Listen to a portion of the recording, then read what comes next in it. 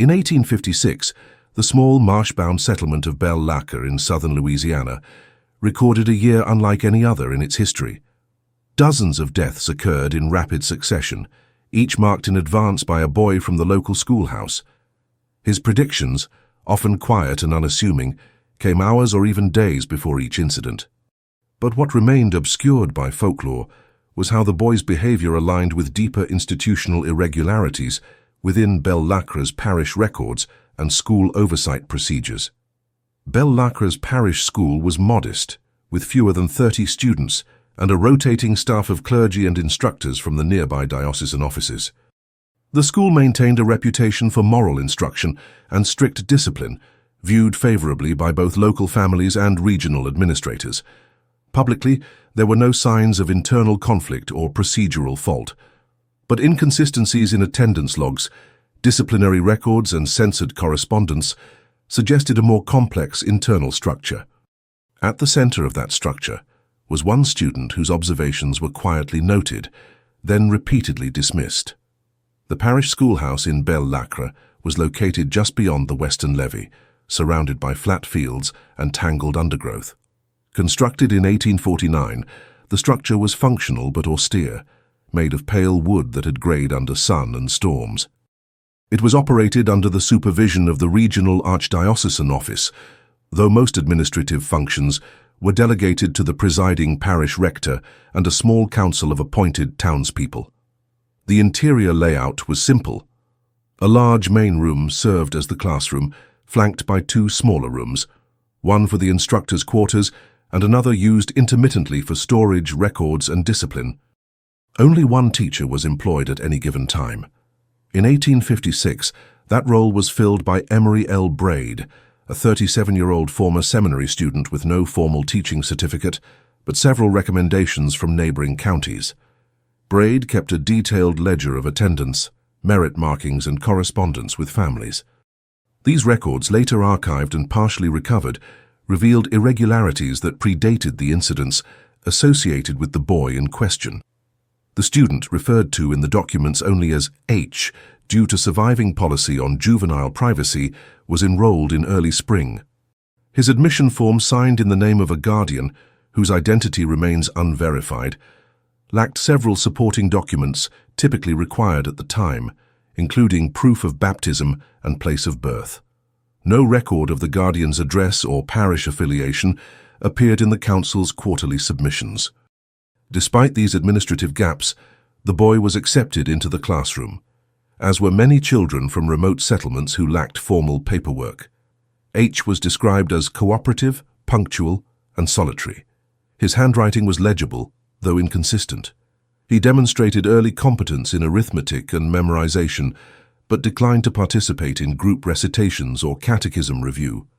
Braid recorded 3 such refusals in his April log, but marked no corrective action. Other students, when interviewed years later as adults, recalled H as quiet and odd but polite.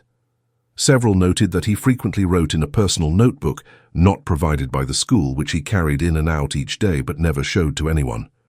On multiple occasions, he was seen pausing near the front gate before entering, sometimes appearing to wait for no one in particular. No disciplinary marks were ever issued against him. It was in mid-May that the first unusual entry appeared in Braid's record book. On May 17th, a notation was added below the standard attendance line. H asked whether Miss Verley would be missed long if she stopped coming. This entry was not accompanied by any explanation or further commentary. Miss Verley, a 10-year-old student in the same class, was absent the following week and was later withdrawn from the school due to what the council minutes described as family circumstances. In isolation, the remark might have been dismissed. However, Braid added a second entry on May 30th. H did not open his primer today. Said there would be no need for Elric to bring it back next week. Elric Beaufort was another student from the northern outskirts of the parish. His family withdrew him after an incident involving the closure of a tenant lease, which led to their sudden relocation across the border into St. Martinsville. Again, no link was made at the time between H's comments and the student's departure. By early June, the notes grew more specific. On June 12th, Braid recorded, H asked why the bell tower rope wasn't kept longer, said it wouldn't reach when it's needed. No clear context. The bell tower, located just outside the school, had recently undergone maintenance to replace a frayed pulley rope. No further incidents occurred that week. However, during the following Sunday service, the bell failed to ring due to a fault in the replacement rope. The oversight delayed the start of Mass, which drew minor reprimands from the regional overseer. It was not until late June that other staff began to take notice. Visiting Deacon Martin Flevoy, tasked with auditing religious instruction compliance, filed a private letter to the Archdiocese noting the atypical reserve and cryptic statements of one student. While the name was not included in the surviving copy, the description matched H's known profile. Flevoy's concern was not framed as disciplinary, but rather as an observation of emerging behavioral irregularity, possibly indicative of external influence. In early July, parish clerk Rosalie Herben conducted her quarterly review of school rosters and council correspondence. Her review notes, though partially redacted in later summaries, included a marginal notation beside H's name: no baptismal record, no guardian attendance at council, irregular predictive speech noted by staff. Herben's notation was not forwarded to the diocesan board and was instead archived in the Bell Lacre internal file, which was not reviewed again until the school's closure. Meanwhile, Braid's ledger for July 14th included a longer entry. H remained seated after dismissal, said he would not take the river path home today, said it would be watched, asked whether a boat could capsize without wind. The following day, two local brothers, not enrolled in the school but known to fish near the same river path, failed to return home. Search efforts located their overturned skiff, though both boys were later found unharmed downstream. The event was considered accidental and unrelated to school affairs. Still, Braid's tone changed after this. His entries shifted from neutral to cautious. On July 19th, he wrote, observed H facing the wall near the tool closet during recess, said he was waiting for someone else to make the first mark. No tool missing, but he did not rejoin the others. On July 25th, another note, H asked how many desks would be empty before the council made changes. This entry was circled in the ledger and marked with a question mark. These notations coincided with a slight increase in unenrollments, primarily from families who cited harvest needs or relocation, though internal meeting transcripts indicated some parents had voiced concerns over unease in the classroom atmosphere. One council member, Gervais Thurnin, submitted a motion to conduct informal interviews with all students, but was overruled in favor of continued observation. The school maintained operations through August. Several entries during that month included further remarks attributed to H, each vague, but reportedly followed by unrelated absences, resignations, or relocations. On August 18th, Braid wrote, H asked whether names could be listed in reverse if the ending came first. Refused to elaborate. No disciplinary action taken. The final entry for August included a list of students absent due to illness, including H himself. It was the first day he had missed since enrollment. Braid marked it with a single note, H absent, no reason given, first recorded absence. H returned to the classroom on September 1st. His arrival was unannounced, and no explanation for his previous absence was offered. Braid noted that the boy resumed his seat without greeting or delay, then opened his personal notebook and wrote steadily for several minutes before the day's lessons began. The content of the notebook remained unknown. Though Braid mentioned it to the council during that month's routine summary, no inquiry followed. That same week, the parish received an unplanned inspection from Laurice Varney, a junior auditor attached to the Diocesan Education Committee. Her visit had been scheduled for another property further north, but recent rainfall had made her intended route impassable. Varney's notes, which were archived among administrative memos and only partially preserved, included one section titled Classroom Atmosphere and Observational Behaviors. In it, she recorded the unusual concentration of several students and the marked silence during transitions. She also described one pupil, unnamed, who remained seated during recess and sketched symmetrical lines in a pattern across both hands. Varney's report, though cautious in tone, recommended a review of current instructional methods, and suggested possible transfer of teaching duties if conditions failed to normalize. Her wording avoided fault, but pointed to a diffused withdrawal from engagement among several pupils. The report reached the Archdiocese in mid-September. No action was taken. The autumn session continued with reduced attendance. Families cited agricultural demands and temporary illness as the primary causes, but Braid's ledger suggested a broader disengagement. Morning prayers became shorter. Student recitations were incomplete. Several assignments were returned unwritten. Despite this, no direct confrontations or complaints were recorded. On September 18th, an entry appeared without the usual formal structure. Braid wrote only, "H stayed after again, asked what part of the parish map was erased before printing, said the printmaker left it out for good reason."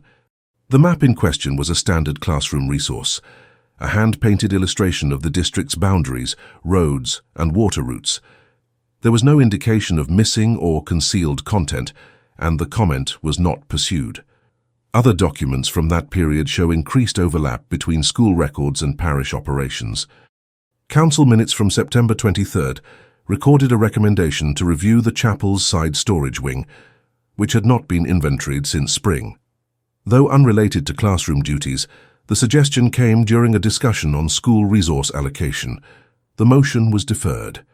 In early October, the council received an unsigned letter left beneath the collection box at the back of the chapel. The letter, written in block script, raised concern about patterns noticed by several. No names were included, and no specific incidents were detailed. The document was archived without investigation, listed under unsourced parish correspondence. H remained enrolled through this period. His comments continued, often noted in Braid's margins with a question mark or short phrase. On October 5th, said the ones who count are starting from the wrong place. October 9th, refused to recite Psalm 90, said it didn't match anymore. No formal objection was filed. By mid-October, 2 staff members from neighboring parishes visited Belle Lacre to observe a day of instruction. One, Martha Corvin of Millthorne School, recorded impressions in her annual travel diary. Her entry for October 14th described the Belle Lacre classroom as structured but subdued. She noted a sensation of unexpressed caution among the students and observed that one boy, while never disruptive, seemed to answer before questions were fully asked. Corvin did not identify the student by name. On October 20th, the council conducted its final full meeting of the year before seasonal recess. Discussions centered on budget projections, winter closures, and staff contracts. No mention of H or classroom irregularities appeared in the formal minutes. However, in the draft version later annotated by Council Secretary Gervais Thurney, a line in the margin reads, "ELB raised concern re compounding remarks from pupil, suggested transfer or observation, request denied." This annotation, crossed out in later revisions, was not preserved in the final record. The following week, Braid's entries ceased their usual tone.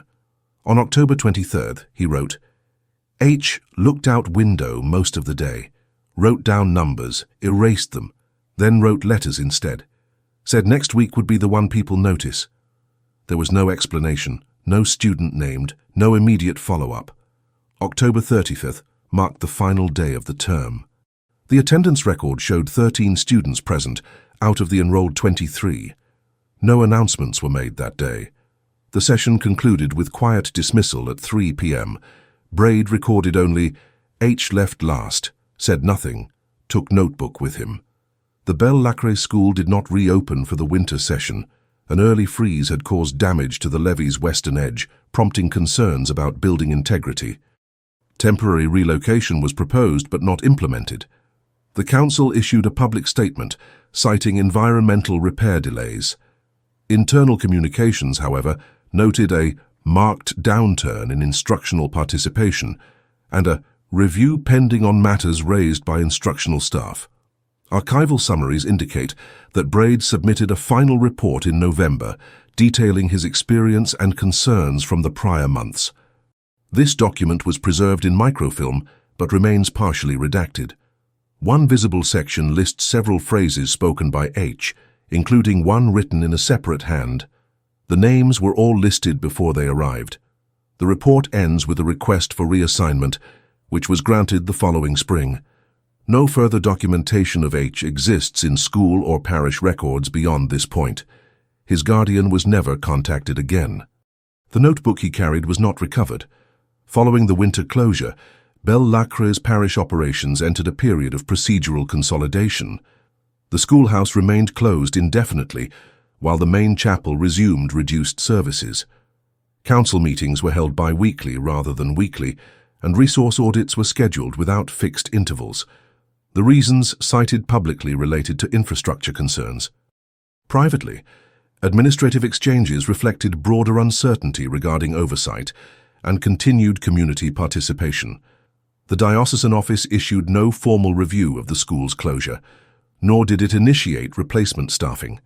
Inquiries from nearby settlements were answered with identical circulars citing weather conditions and maintenance delays. Internally, however, several correspondences from the Belle Lacre parish secretary indicated that specific unresolved matters remained under informal observation. One such matter was the unfiled roster documentation for the fall term. Normally, final attendance records were submitted to the diocesan archive before the year's end. In 1856, no such transmission occurred. Secretary Gervais Thurnin noted in a marginal annotation, "No clear census reconciliation due to absent entries, ledger discrepancies unresolved." He proposed that a temporary census officer be dispatched to verify names, but the motion was not included in the final meeting notes. In early January, a routine supply inventory was carried out by Claude Vernin, a council-appointed custodian. Vernin's report, preserved in full, described unclaimed student items left in drawers and under desks, including slates, folded paper notes, and incomplete workbooks. One workbook, marked only with the initial H, contained repeated lists of surnames arranged by month. Several names matched prior attendees. Vernin filed the items with the chapel's side archive, but did not report them to the diocesan office. No follow-up action was documented. Elsewhere in Belle Lacre, former students resumed daily responsibilities at home. No formal communication was established between the council and families regarding the future of instruction. A small number of parents inquired privately with the rector, but most remained silent. The atmosphere across the parish was noted in the correspondence of travelling field agent Eliza Marin, who passed through Belle Lacre on assignment for a regional literacy survey. Marin's personal diary described the town as orderly but inert, and remarked that inquiries yielded few answers, and most redirected to silence or deferment. Her account also mentioned a recurring phrase reported by several residents: "It already happened." Marin attributed this to local idiom, possibly linked to seasonal delays or construction interruptions. However, she noted the uniformity of the phrase's delivery across households and its application to multiple topics, including education, parish decisions, and correspondence. In mid-January, Emery Braid submitted his reassignment acceptance form to the Diocesan Personnel Office. His relocation was approved for a station in Vermeer Parish, several counties east. No record of exit interviews or follow-up statements exists.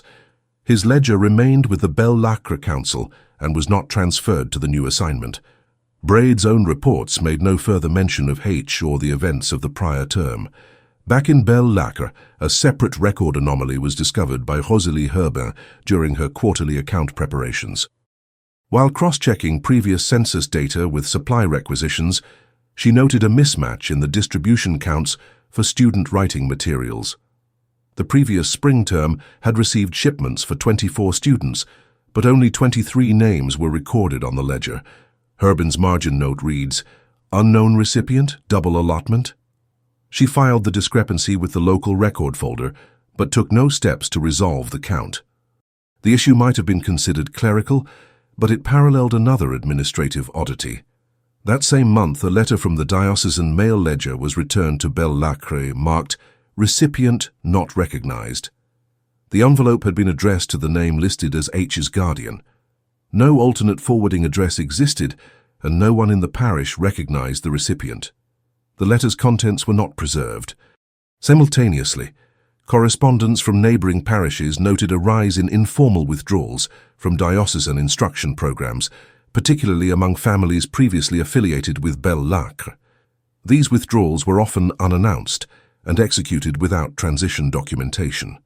One parish administrator in Chalenne filed an internal remark: pattern of non-return among youth previously engaged in instruction, unusual for winter term. The remark was archived but not escalated. Across February and March, the Belle Lacre Chapel resumed regular services, though attendance remained below historical averages. The western levee was stabilized, and construction teams confirmed that the schoolhouse was structurally sound. Despite this, no reopening plan was issued. When asked about the delay, the council chairman responded with a prepared statement, attributing the continued closure to community adjustment and necessary planning. Privately, several staff members expressed uncertainty.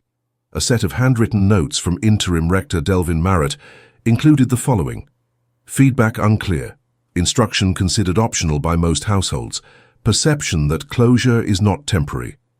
Marrott's notes also mention informal conversations with families reluctant to reintroduce their children to group instruction, citing unsettled atmosphere and loss of clarity. During this time, additional personal effects belonging to H were found behind the schoolhouse's storage panel. A bundle wrapped in oilcloth contained folded sheets bearing repeated phrases. The writing was uniform, though unsigned. Among the legible phrases were lines such as, "The order isn't changeable," and "If it's already known, it doesn't matter where it starts." The materials were not formally catalogued. Vernon, who discovered them, handed them to Herbin, who noted their existence in a personal file but did not include them in council minutes. By early spring, rumours of previous events began to circulate beyond Belle Lacre. Parish offices in nearby settlements received inquiries from individuals seeking clarification about the school's status and student reports. Most inquiries were logged but unanswered. In a few cases, responses directed questions to the diocesan office, which maintained that the school was closed for maintenance pending re-evaluation. Among these external correspondents was a private instructor named Emmeline Drouin, who had once submitted an application to teach at Belle Lacre. Her renewed interest stemmed from what she described as anomalous mentions in public discussions.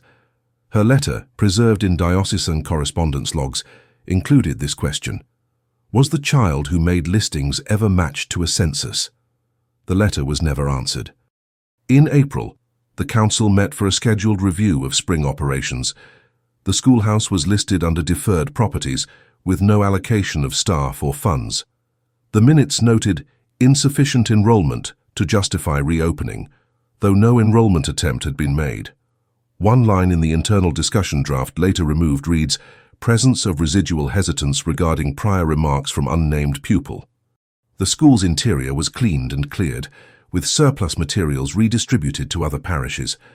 Items that could not be identified or reassigned were placed into storage or disposed of. Among the remaining documents, one envelope containing incomplete drawings and letter fragments was labelled unclaimed and marked for archival. The documents, all unsigned, bore the same recurring layout: names arranged in pairs followed by dates that did not match any known attendance records. No one in Belle Lacre could confirm the meaning of the listings. The documents were preserved in the chapel archive under miscellaneous instructional remnants. Their contents were not circulated. By late April, internal interest in the closed school had faded from council discussions. The building remained intact but unused, and the former staff records were stored in compartment drawers within the parish annex. Without formal notice, the Belle Lacre School ceased to be a standing item on the monthly agenda. The administrative void it left was filled by routine matters concerning roads, grain allotments and chapel maintenance. Nonetheless, informal awareness of unresolved details persisted among several council members. During a non-recorded exchange in early May, Clerk Rosalie Herbin was noted to have referenced the absence of any verified identity for H's guardian. The remark was made in passing and was not included in formal minutes. Still, her private notes, preserved with her retirement documents, recorded this line: "Guardian never seen. Enrollment accepted on the strength of presence alone." The matter did not provoke immediate reconsideration, but several other points of uncertainty emerged over the course of that spring. Among them was the inconsistent location of H's original admission form. According to archival procedure, new student forms were filed by term and kept in a designated drawer within the council annex. When preparations were made to transfer older documents to the regional office, H's form could not be located. In its place was a blank record with only a date in the corner and no accompanying information. Herbin noted this anomaly in a routine filing summary, writing, "Form either misfiled or never completed beyond date entry. Cannot confirm existence of supporting documents." The entry was left uncorrected. That same week, the chapel organist, Terence Malou, reported discovering an unmarked package in the rear pew storage bench. The contents included a child's ink slate, a leather-bound booklet with frayed edges, and a piece of folded cloth with faint writing. Malou submitted the items to Herbin, who listed them under unclassified. The booklet, upon examination, contained only short phrases in alphabetical order. Each phrase appeared once and was not accompanied by explanation. A sample page read, "After," "Before," "Counted," "Counted again," "Did not change." Entry fixed. Final. First. Though the phrases held no clear instructional value, they were stored with other unclaimed items without escalation. Herbin's own reflection, included in a personal letter to a distant cousin, remarked, "I cannot say if it was writing practice or some memorized thing, but it felt deliberate." Throughout the summer, Belle Lacre remained operational at a reduced level. Sunday services resumed with consistency, and attendance slowly increased. Yet references to the school, when made, often ended without resolution. Families who had once sent children to the classroom did not request its reopening. New residents, few in number, were directed to parishes in neighboring counties for educational needs. One exception was a couple from Lamont Parish, newly relocated to Belle Lacre in June. They inquired about enrollment for their 8-year-old daughter. Council Chair Dernis Lellard met with them privately and explained that the school was not in operation. When pressed for details, he repeated the standard explanation regarding environmental risk and postponed staffing. The couple did not return. By August, preparations began for the harvest season.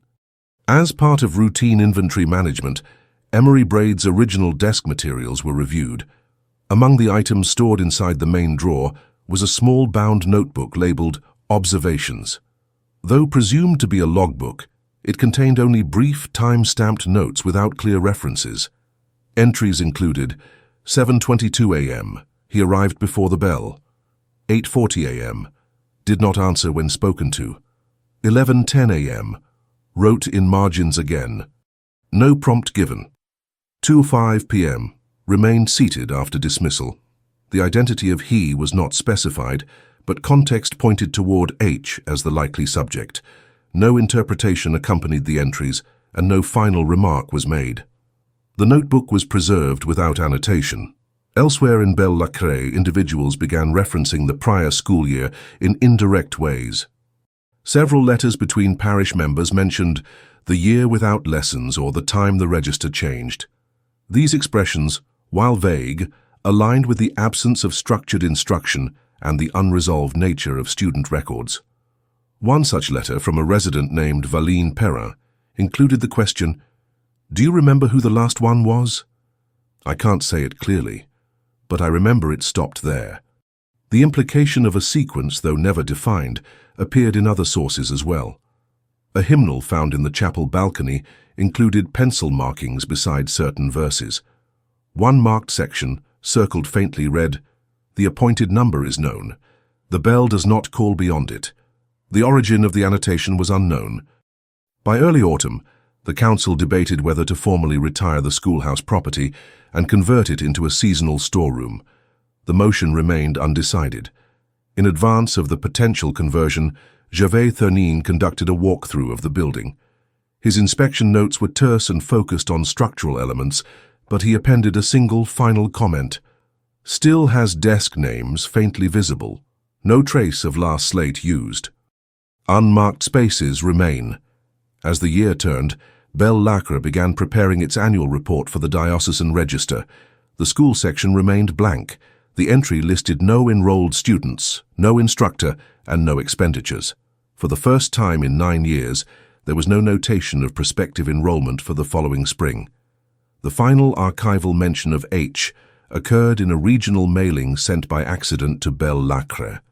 The envelope, addressed to a different parish, contained a circular requesting information about any unidentified minors appearing in school registries between 1854 and 1857. The circular asked whether any student had been admitted without complete verification and later removed without transfer documentation. The letter was misfiled in Belle Lacre's general correspondence folder. Herbin underlined the relevant question and added a single mark in the margin. Possibly. No response was sent. In the early spring of 1858, Belle Lacre received a delegation from the diocesan office in New Carthage. The visit was scheduled as part of a broader regional review, but included a specific directive to examine parish-level instructional closures. The schoolhouse, though no longer active, was identified in advance as a site of irregular administrative behavior. A 3-member team arrived unannounced on March 9th.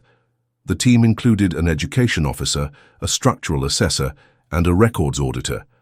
Their stated objective was to review property conditions, examine existing ledgers, and determine whether the site should be reactivated, reassigned, or removed from diocesan planning.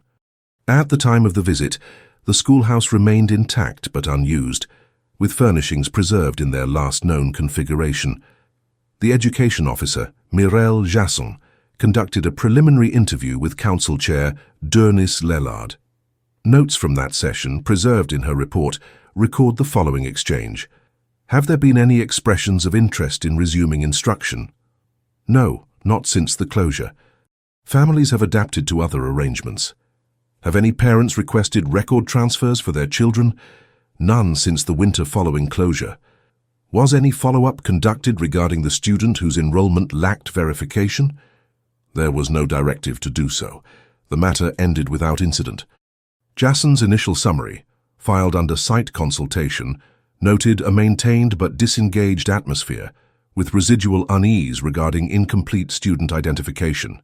She requested access to historical ledgers for independent review. Over the next 2 days, the delegation reviewed council archives, student records, and supply requisitions. The ledger kept by Emery Braid was among the documents examined. Particular attention was given to the pages containing margin notes and unexplained student references. Jasson's commentary includes the phrase, cumulative pattern of predictive statements, recorded without context or investigation. She underlined a sequence of 3 entries and added the remark, not random. The structural assessor, Jean Dumar, filed a separate report indicating that the building was stable and could resume service with minimal repairs. His notes focused on beams, shutters, and foundational alignment. Dumar concluded, no structural basis for continued non-use. Any delay is administrative. Meanwhile, the records auditor, Harmon Cheel, examined discrepancies in supply orders, attendance lists, and correspondence logs. His review identified missing transit forms, mismatched name totals, and unexplained gaps in guardian documentation. One section of his report contains this line: one name appears with no preceding enrollment file. Subsequent mentions cease without transfer or withdrawal. When the delegation reconvened to finalize their observations, a proposal was submitted to the diocesan board recommending either the reassignment of the property or a formal closure with administrative notation. However, the proposal was left unsigned. Jasson's final annotation read, cannot resolve anomalies without clarification. Recommend temporary deferral. Before departure, Jasson requested to visit the chapel archive where several unclaimed student items had been stored. Among them was the leather-bound booklet recovered from the pew bench. Upon review, she transcribed 3 complete pages and noted that the sequence of phrases aligned with student attendance patterns from the previous fall term. Though no direct correlation was proven, she wrote, the order of listed words aligns with sequence of student absences. Her findings were added to the final report under a section labeled Non-Instructional Material of unknown classification. No recommendation was made regarding the disposition of the booklet. Following the delegation's departure, Belle Lacre received no further communication on the matter for several months. However, an internal record request from the diocesan library was issued in May, asking for copies of all student rosters between 1855 and 1857. The request was fulfilled by Herbin, who included a note indicating that one name remained unconfirmed due to absence of original documentation. In parallel, a separate review was initiated in Chalaine Parish. A retired clerk, Martin Delot, had reported an inconsistency in regional enrollment figures during the previous decade. Delot's personal records indicated that Belle Lacre had submitted a complete roster in 1856 with one more name than appeared on the central ledger. The discovery prompted a short investigation led by a junior archivist named Clovis Renette. Renette visited Belle Lacre in early June to cross-check archival entries. He was granted temporary access to internal memos, school logs, and council correspondence. During his visit, Renette interviewed Herbin, who reiterated the absence of a complete file for H and noted that the student's notebook had never been recovered. She referenced the lists of names found in the storage panel, but explained that no formal analysis had been conducted. Renette's notes include a list of 10 names, each followed by a question mark, then a date. At the top of the page is a handwritten title, Sequence. The names included several former students whose withdrawals were attributed to relocation, illness, or household needs. Renette appended the following remark: "If ordered by mention, not enrollment, the pattern holds." His report was forwarded to the Diocesan Research Unit, where it was filed under incomplete cases. No resolution followed. During this same period, the parish received a visitor from Calvinet County, a schoolmaster named Everett Grain, who had heard of Belle Lacre's instructional gap during a regional meeting. Grain expressed interest in reopening the school as a private academy and offered to purchase unused materials and assume stewardship of the building. His proposal included a 2-year instructional plan and a request for conditional use of the property. The Belle Lacre Council convened to review Grain's proposal. Notes from the meeting reveal an extended discussion not recorded in official minutes. According to a draft version later annotated by council member Terence Malou, the discussion included reference to prior concerns, raised but not made formal, regarding patterns of speech and withdrawal associated with prior student body. The draft also contains the line, "Unresolved presence lingers in public memory." The final decision was to defer Grain's proposal indefinitely. The official reason cited was ongoing infrastructural review. In late July, the parish received word that the diocesan board had suspended all further review of Belle Lacre's instructional history. The closure would remain listed as inactive, but not formally dissolved. The board issued a final statement. No outstanding risks identified, insufficient grounds for further investigation. Shortly thereafter, the chapel archive was reorganized. Unclaimed materials, including the ink slate, leather booklet, and folded cloth fragments, were boxed and labeled "Instructional Anomalies" to be retained. The items were stored in the rear annex beneath records pertaining to discontinued parishes. One final correspondence was received by Herbin in early August. It came from a regional archivist who had been reviewing enrollment data for statistical purposes. The letter contained a single question. Was there ever verification that H was present at all council gatherings where enrollment was confirmed? Herbin did not reply. Instead, she made a marginal note in her own filing ledger. Presence accepted by observation, not documentation. No confirmation beyond verbal assent. No guardian ever contacted after closure. Chapter 3, Part 1 completed. By late summer of 1858, the diocesan administration issued a directive to formally finalize all open cases involving inactive school properties. Belle Lacre was included on the list, but its case was marked with an annotation, "Insufficient basis for full closure, prior documentation incomplete." The directive recommended that parishes with unresolved records either submit amendments or allow the entries to lapse unreviewed. Belle Lacre submitted no amendments. During the first week of September, Herbin was instructed to prepare the chapel's rear annex for possible consolidation. As part of this process, she reviewed all stored instructional materials marked unclaimed. Among them, she found a folded inventory slip previously filed without date. The slip listed 5 items: notebook, names ledger, slate, fragments, cloth, ink sheet. Each item was followed by a location note, but the entry for names ledger had been crossed out. The ledger itself could not be located. Herbin appended the words "entry removed" next to the crossed-out line and refolded the slip. The other items remained in place. She did not report the missing ledger to the council, but filed a quiet note in her administrative journal. Item absent. Could not confirm ever received.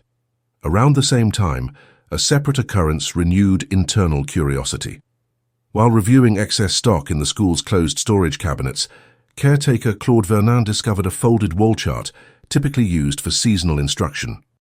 The chart contained rows of empty boxes marked by month and day. On the back was written, faintly in pencil, a list of names. The names matched those of students from the 1856 enrollment roster, arranged by week of absence. No identifying mark suggested who had written the list, but the writing bore similarities to that in the previously recovered booklet. Vernon submitted the chart to Herbin, who noted it under Old Visual Materials. The back of the chart was photographed and preserved in duplication form by the Diocesan Archive in early October. An internal memo attached to the copy reads, "Name sequence matches, ledger mentions. No observable deviation." In November, diocesan researcher Elmine Carrot, tasked with reviewing closed school anomalies for archiving, requested access to all Bell Lacre records spanning 1855 to 1858. She was particularly interested in patterns of early withdrawal and unexplained enrollment discrepancies. Her notes, preserved in full, included this excerpt. Multiple documents cite remarks by one student indicating foresight of absence, withdrawal, or administrative event. Name marked only as H, no full surname recorded. Associated documents display thematic repetition of listing behaviors, often in advance of noted absences. Carrot's findings led to a request for cross-referencing with other parish schools. When no similar patterns were identified, her recommendation was to assign Bell Lacre the classification of single-site anomaly. She noted that further review was inadvisable without direct testimony. In early December, the council prepared its end-of-year submission. For the 3rd consecutive year, the education section was submitted with the line, "No active term." No future enrollment was projected. During the same period, a list of retired parish properties was prepared for diocesan reference. Bell Lacre was included, but only with the qualifier "inactive pending." The chapel continued its services. Attendance remained steady but muted. Among the regular attendees, only a few retained direct memory of the former school term. These included Terence Malou and Gervais Thernin, both of whom had remained on council since the original closure. In a brief, handwritten letter to the diocesan administrator, Malou referenced a personal observation. The child whose remarks were documented, H, may not have appeared on the census at all. I have found no indication he was ever seen outside the classroom.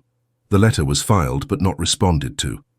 In February 1859, Herbin retired from her post. Before her departure, she compiled a final inventory of all archived instructional items. Her final list included 3 student slates, 2 practice tablets, and a folded sheet marked with the word "ending." The sheet, found inside a hollow space behind the altar panel, had been overlooked in prior inventories. Written on it were 7 columns of names, each followed by a space, and a final column labeled "complete." Of the 7 columns, 5 had all names matched by entry in the school ledger. The 6th contained names not found in any other document. The 7th was blank. Herbin did not attempt to interpret the document. She recorded its dimensions, ink type and fold pattern, then placed it in the archive box under the label "Unassigned Probable Instructional." Her retirement letter did not mention it. Later that spring, a junior record officer named Astel Frein passed through Bell Lacre while assisting with diocesan property reviews. Upon learning of the archived materials, he examined the remaining box contents. His own report, brief and undetailed, included one note: material displays internal logic not consistent with standard curriculum, recurrent theme of sequential observation without external prompt. Frayne requested no follow-up. In April 1859, a final entry was added to the Belle Lacre parish file. Written by Interim Secretary Almy Renfort, it reads, "Instructional division classified inactive due to prolonged absence of demand. Records retained without projected review. No further clarification expected." The schoolhouse was not demolished. It remained as a structure under limited parish maintenance. By 1861, vines had begun to overtake the western frame. No formal proposal was made to restore or repurpose the property. Occasional travelers recorded the building's appearance in journals, describing it as a school without signage and a place held in reserve without direction. No additional mention of H was found in any parish, diocesan, or civic document following the close of 1858. By the close of the 1860s, Belle Lacre no longer appeared in diocesan education circulars. The parish remained active in a liturgical sense, but no reference to instructional efforts or student registries was made in any published report. The schoolhouse continued to stand at the edge of the western levee, increasingly obscured by vegetation. Seasonal maintenance prevented complete disrepair, but the structure was no longer included in council budgets beyond basic preservation. In 1872, a travelling surveyor from the Office of Rural Parish Coordination, named Jonathan Clell, visited Belle Lacre as part of an infrastructure index project. His report, while focused primarily on levee conditions and grain transport routes, included a brief mention of the school property. Clell wrote, "One building, formerly instructional in use, now sealed and absent from function, no identifying marks, local reference minimal. Avoided in conversation." This was the final official reference to the structure in state or ecclesiastical documents. The parish's own records during this time reflected a shift toward administrative simplification. Council meeting minutes were reduced in length, and previous education-related sections were removed entirely. When space allowed, former entries concerning property use were replaced with updates on chapel repairs, donation ledgers, and minor land boundary clarifications. No mention was made of student records or archival materials from previous decades. In 1874, a request from the Diocesan Central Archive prompted a brief reopening of the chapel's rear annex. The request concerned the reclassification of non-functional parish assets. Almy Renfort, still serving as parish secretary, located the original archive box labeled "Instructional Anomalies" to be retained. Inside were the slates, booklets, name columns, and paper fragments previously collected. Each item was reviewed and recatalogued under a simplified label: Belle Lacre Discontinued Instructional. Among the items, Renfort discovered an envelope that had not been opened. It was unsealed and bore no stamp or date, addressed only with the word "list" in small block letters. Inside were folded sheets containing handwritten names and short phrases. Several of the names matched former students, while others appeared in no known ledger. The phrases were repetitive and formulaic. One sheet contained only the sentence, "This is the last one that fits." Renfort noted the envelope, but did not include its contents in the report to the archive. Instead, he placed the sheets in a secondary folder and stored them with the other materials. In his personal inventory log, he recorded a brief summary: "Contents unknown, similar hand, preserved." The box was returned to its shelf and remained untouched. As Belle Lacre's population declined during the 1880s, the chapel held fewer services, and the council met only once per quarter. During this period, no further mention of the school or its records appeared in public communication. The names listed in the remaining documents were not cross-referenced with civic registries or family histories. One exception occurred in 1883, when a researcher from the University of Callanbridge, Elson Parr, visited several rural parishes to collect examples of 19th-century instructional forms. Parr's notes, later archived, included the following: "In Belle Lacre, I was shown fragments of early school records. Unusual emphasis on listing structures. Appeared systematic but outside known curriculum methods. terms repeated without annotation. Parish representative declined comment. Parr's inclusion of the phrase declined comment was unusual among his otherwise methodical entries. He made no further reference to Belle Lacre and omitted the parish from his published survey. In 1888, the building that once served as the schoolhouse was added to the parish property list as a non-functioning structure with limited historical relevance. This phrase appeared in the annual land summary submitted to the State Agricultural Bureau. No alterations were made to the structure, and no further classification was requested. In the early months of 1890, a junior archivist named Leora Dehen was tasked with reviewing dormant parish files in preparation for reorganization. Her route included Belle Lacre. Upon arrival, she met with Renfort, who provided access to the stored instructional materials. Dehen's summary of the visit was concise. Archives preserved in dry storage, condition stable. Notable contents include listings with unconfirmed naming conventions. One repeated term, included. Pattern not consistent with diocesan templates. Records suggest sequential entry not governed by calendar. Further evaluation discouraged by local staff. Dehen photographed several of the name columns and fragments. Her personal notebook included a copy of one sheet containing 3 words written repeatedly in alternating order. Included, counted, kept. She did not publish any findings from the visit and left the archival classification unchanged. By the mid-1890s, the number of residents in Belle Lacre had dropped significantly. The chapel remained operational, but only one council member remained from the earlier decades. That member, Terence Malou, gave a recorded statement to the visiting diocese historian in 1896. The transcript, preserved in regional memory collections, includes the following line: "I think it was one of those years where we accepted what we were told, without knowing who said it first. After that, we stopped asking." The historian did not pursue the remark. Malou's statement was entered into the archive without further comment. In 1898, an inquiry from the Regional Preservation Office requested an updated inventory of unused parish properties. Belle Lacre submitted a single-page response listing only 2 holdings, the chapel and the adjacent schoolhouse. The schoolhouse, described as intact but unassigned, was noted for its age, but not for any documented historical significance. The Preservation Office acknowledged receipt without further questions. Around the same time, a clerical assistant named Frédéric Julien, tasked with re-indexing older parish instructional archives, sent a request to Belle Lacre seeking examples of early student records. The council responded by sending a condensed summary of attendance lists from the mid-1850s, excluding any references to H or the associated anomalies.